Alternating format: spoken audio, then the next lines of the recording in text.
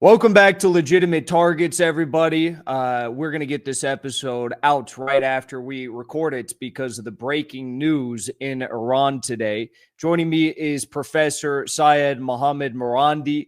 He is an expert Iranian American geopolitical analyst. He's a professor of English literature and Orientalism at the University of Tehran, and I'm very honored to be joined by him today, given his busy schedule. So, Professor, thank you so much for being here. What are your initial thoughts to this large-scale, unprovoked attack by Israel that took place over last night? Thank you very much for inviting me. Contrary to what many think, the Iranians were expecting an attack, and air defenses, it seems, did work pretty well. I think some senior Iranian officials didn't think that the Israeli regime would cross the ultimate red line by assassinating and murdering senior government officials and military officials in these strikes, and that led to losses. But it seems that the Israeli regime wants escalation. Obviously, this is something that Netanyahu needs more than anyone else. It is not in the interest of the regime itself. It is already overextended. It is carrying out Holocaust in Gaza.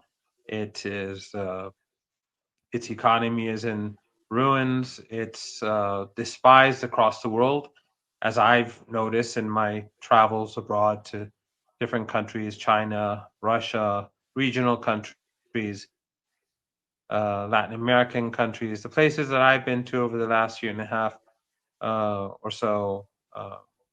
We've seen, based upon what colleagues in these different countries say, how people have turned against the regime and how they despise the regime now. I think it's clear that the Iranians will be striking back very swiftly. Probably, I would guess, within the next few hours. It could be a bit more than that, but there will be a very heavy strike. And I would guess that this will last more than a day or two. And the Iranians are preparing for wave after wave of attack, missile and drone attacks. The only question that I think is it has to be that the only remaining question, or the big question, is whether the United States wants to enter the conflict. If that happens, then it's quite clear that those regimes in the Persian Gulf that host American bases will be complicit. And the demand of Iranians would be to deal with those regimes. And that would mean the end of these oil and gas rich family dictatorships, and the global market will explode. The price of oil, the price of gas, and I think that will very swiftly bring down the global economy into a situation far worse than the Great Depression of the early 20th century. Just a couple of other things that come to mind, and that is that a significant number of civilians were murdered. Civilian targets were attacked. And it's very interesting that the French are supporting the attack. They seem to be, in the language that they're using seems to indicate that they support the attack on Iran. And the head of the IAEA, he is also refusing to condemn this attack on Iranian civilians, civilian infrastructure, and the nuclear program. So that basically shows how international institutions based in the West, how compromised they are, how discredited they are, how useless they are. And it shows the degree to which Western governments lack any sense of morality. Of course, after Gaza, I think that's of no surprise to anyone.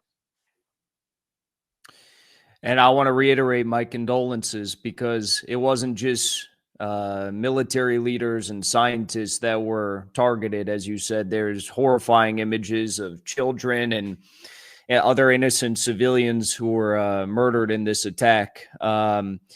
Right before you joined me here, there was a new article in the Jerusalem Post which indicated from Israeli sources that the United States had no intention of ever making good on a new JCPOA, a new Iran deal, and that this was all a ruse. And Israel was actually worried by Trump's statements last night that he had given up that ruse by signifying that a Israeli attack was possible very soon. Do you think that the information that the U.S. was in on the game, is enough to justify a response against U.S. assets in the region? I don't know how the Iranians will respond to the United States at this stage. What is clear is that there will be a direct response to the Israeli regime. But the Iranians have many options. If the United States gets directly involved, then there's no doubt that the Iranians will strike American bases, and not just American bases, but American assets across the region. They'll drive the Americans out of the region. The Iranians have made that decision, but how far they see the role of the United States, or how much they see the role of the United States, and what sort of response uh, the U.S. should have as a result right now, that I don't know. That's something that I'm sure they're deciding on. But in general, I would, if I was living in Qatar or the Emirates or Bahrain, uh, or one of these other family dictatorships, I would think about leaving very swiftly, because if the United States joins the fight, the Persian Gulf is not very wide, and the Iranians control one side of it. And Iran, the underground bases that are designed to strike out at the Israeli regime are one thing. The bases in the Persian Gulf, or that are focused on the Persian Gulf, are another thing altogether. And they have, it's very easy for them to destroy everything on the other side of the Persian Gulf. It will be very, if Iran feels that any of those regimes, or collectively those regimes, are complicit in any aggression against Iran, I think it's very clear that they will be swept away very quickly. So I don't know what will happen. Hopefully, Trump will be more sane than usual. But if he does happen to be insane enough to enter the fray, then I think those regimes are finished. How do you view the complicity of Saudi Arabia and other Gulf states thus far in defending the Zionist entity from drone attacks, also patrolling the Yemeni border for any missiles being launched from there? And how do you think this will play moving forward with further attacks? Do you think that these Gulf states, these Arab leaders and countries, will be able to continue their defense of the Zionist entity if an all-out attack takes place by Iran? Well, all of these regional countries that have U.S. bases are helping, effectively, the United States defend the Israeli regime, and helping the United States assist the Israeli regime in carrying out attacks. The bases in Turkey, the bases in the Emirates, the bases in Qatar, and in Bahrain in particular, these are uh, very important. And of course, Jordan allows Americans, British, the Israelis to use their airspace to down Iranian missiles and drones. So the complicity is almost universal. These, even though some like Qatar pretend that they support the Palestinian cause, but in reality they are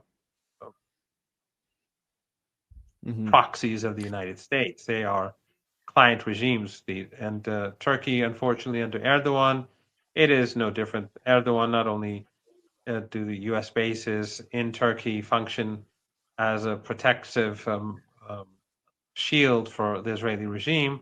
But also, we know that he transports oil to Netanyahu. He does trade. He compensates for the lost trade from the Red Sea, and he has diplomatic relations. So all of the countries are complicit in one way or another. Some are weak, like the Iraqi government. They're still sanctioned, and their finances are controlled by the United States. But still, the complicity is more or less universal, except for Yemen, of course. Mm-hmm. Mm-hmm. Is there any word on the state of the nuclear sites that were hit? Is there any updates about radiation readings and levels or damage that may have been done to these deep underground centrifuges, for example? As far as I know, there's been no damage to the key installations underground, and the Israelis don't have that capability. Some of the structures on the ground have been damaged or destroyed, but they are not of great significance. But as we speak, the government is checking to see if there are any radiation leaks or any problems. Apparently, no one has been killed. Again, as I said early on, the contrary to the myths that are being spread by the Western media on behalf of the Israeli regime or to support the Israeli regime, a lot of the missiles were downed, and from my understanding, the majority of the missiles were down. And the Mm-hmm. warheads are not exceptionally large because they are fired from uh, fighter jets, and they're launched from 100 kilometers away from the Iranian border. So they consume a lot of fuel, and therefore the warheads are not that big. I heard something like 140, 150 um, kilos per warhead. So the damage that's created is not enormous. And some of the radar installations and others that they hit, mo- most of them are easily replaceable. It's not as if they've struck anything very sensitive or key that cannot be replaced or that's very expensive. So the real damage is the fact that they targeted civilians and they targeted government officials and their families, Mm-hmm. their children, their spouse. It's we've had families wiped out simply because they're neighbors of someone, or simply because they missed, or simply because they were related to someone. But of course, Mm-hmm. in the West, that really is not doesn't matter. We've seen that in Gaza. We saw that in the genocidal strikes in Lebanon. I was in Lebanon when they were bombing Beirut, and I recall how Western journalists in Beirut who had local fixers and local drivers and local producers. I recall them constantly saying Hezbollah, they're bombing Hezbollah strongholds or Hezbollah targets, whereas they knew very well, just as well as I, that these were just ordinary apartment buildings housing families, and they were destroying the lives of these families. But that's how Western journalism works, mainstream What journalism. did you What did you make of there was a one flight that took off from the Zionist entity amidst this attack several hours ago, the Wings of Zion plane that belongs to the Prime Minister of Israel took off, presumably with him or other leaders of the Zionist entity in it, and it's circling off the coast of Israel. What did you make of that decision where commits a hit and run horrific attack on high level leadership, nuclear sites, civilians in Iran in this major escalation, and then he flees his own country, presumably? Well, we know how corrupt he is, and how financially corrupt he and his wife are, and how his son in Florida is enjoying himself as others are carrying out the genocide. And his other son is also apparently doing quite well and very far away from any potential harm. So this cowardly behavior is something that's expected of such a regime. Uh, but I think it really uh, doesn't matter. The fact, what really does matter is that what Netanyahu is doing through escalation after escalation is preserving power for himself. He's destroying the regime.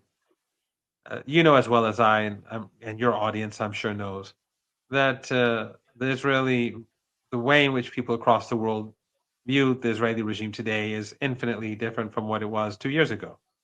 And Mhm. even in the United States, the most propagandized country in the world, the mood has shifted. And every day that goes by, this is only going to get worse. Uh, the the Western media that I've seen over the last few hours is trying to portray the Israeli attack as sophisticated and heroic, and um, this is a genocidal regime. Uh, but it's not going to work. The Western media is not going to be able to fool people. People have seen too much. And so this is just going to make people across the world more angry that this regime is slaughtering people across border in different countries. And also, it is putting the global economy at risk. Netanyahu doesn't care about anyone but himself, and the people around him are the same.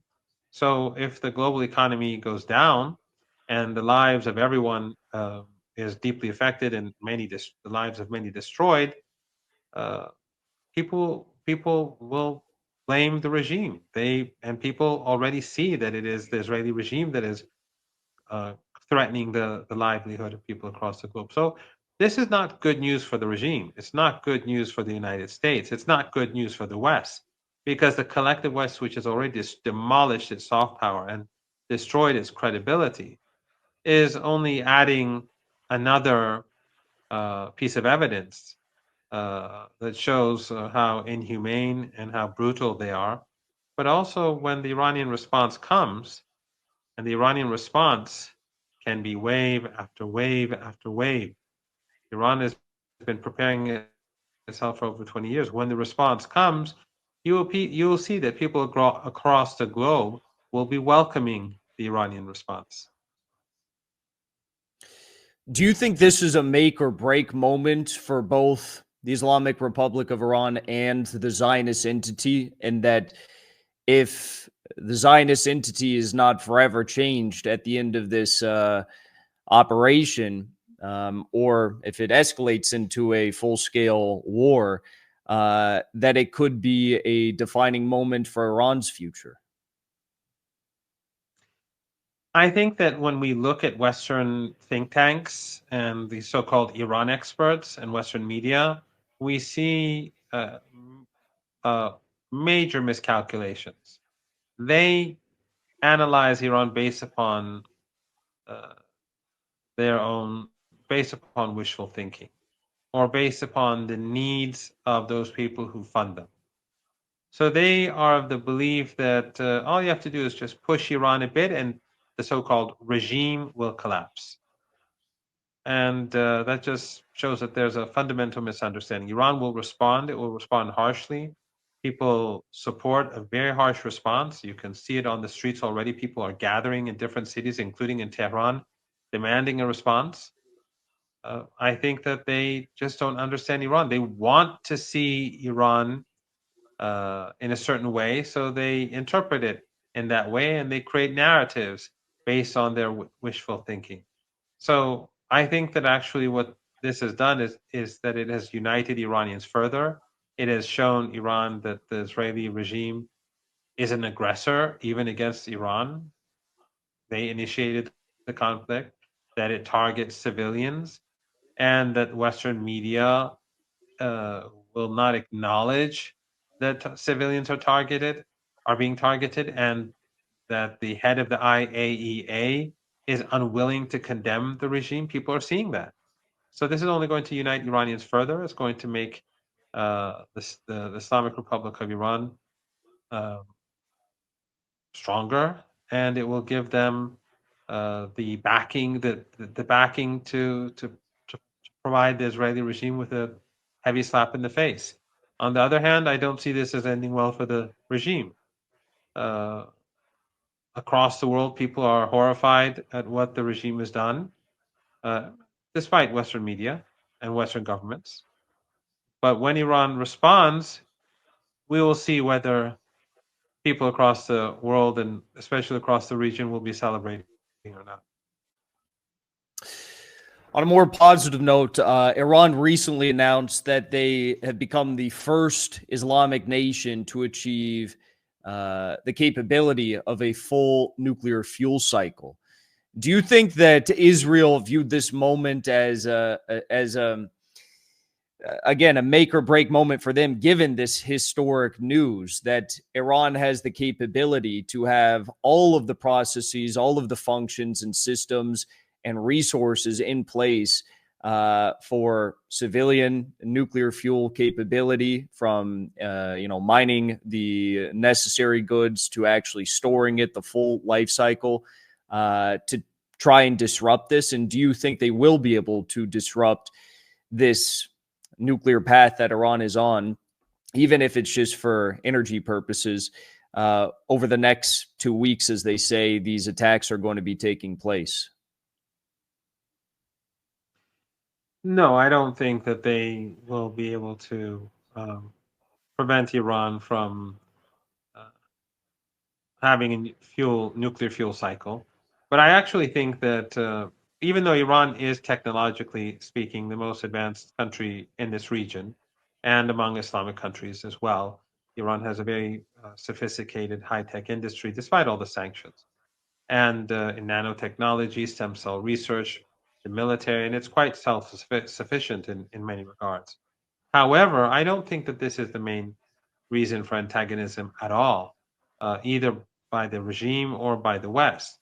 These are all excuses. The only reason, the Mhm. real reason why the West and the Israeli regime despise Iran is because of Iran's support for the Palestinian cause. Iran Mhm. and Yemen, of course, are the only two countries that are sincere in their support for Palestine.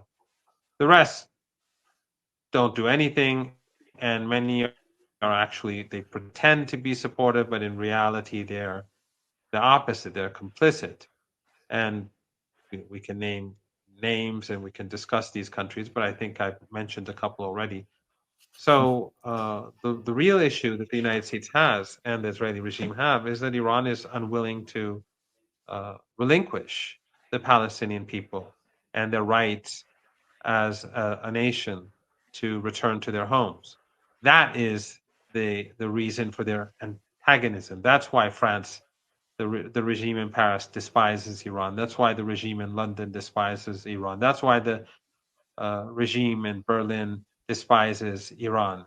Iran says no to an ethno supremacist regime, and they say yes to an ethno supremacist regime. And that is what makes Iran so awful and evil in their eyes. Yes, I agree with you. I think this attack is the largest, indicator that we could have of the complicity of the Arab collaborators in what is going on in Gaza right now. Uh, I've got one more question for you. I know you're a busy man, so thank you for your time.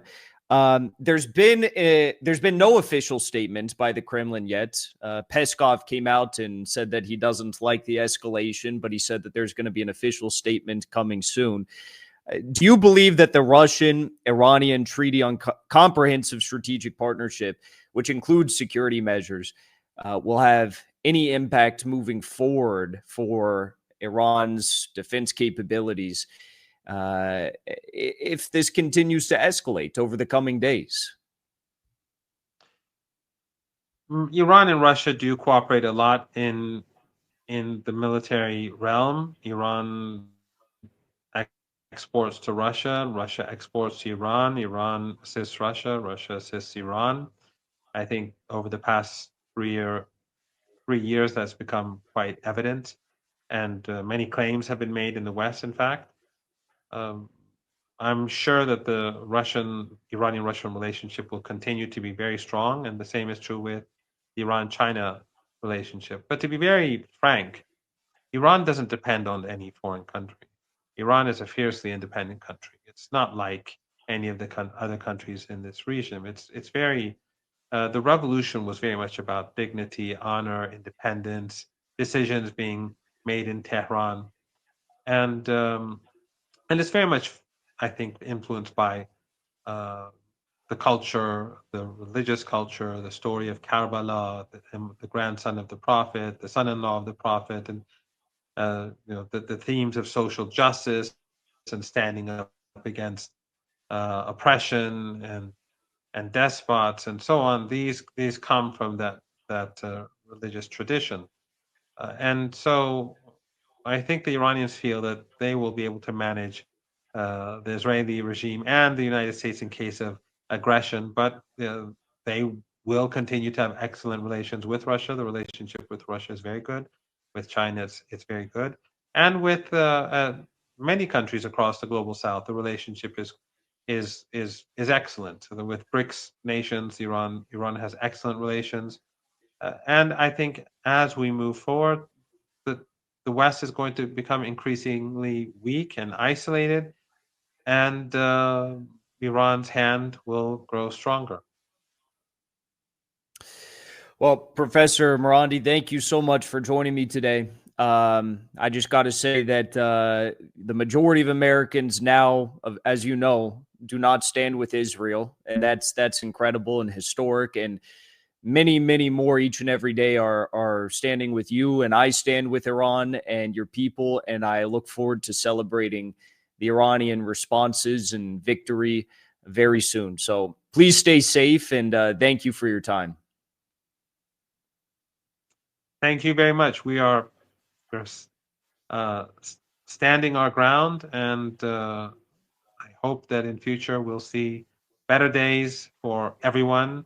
And thank you very much for your moral support. Thank you.